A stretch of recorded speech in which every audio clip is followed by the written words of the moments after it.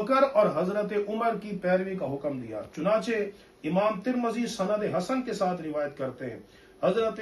حذیفہ رضی اللہ تعالیٰ عنہ سے مروی ہے کہ رسول اللہ صلی اللہ تعالیٰ علیہ وسلم نے ارشاد فرمایا، اقتدوا باللذین من بعدی ابی بکر و عمر، فرمایا میرے بعد تم نے میرے ابو بکر کی پیروی کرنی ہے اور میرے عمر کی پیروی کرنی ہے۔ ان دونوں شخصیات کا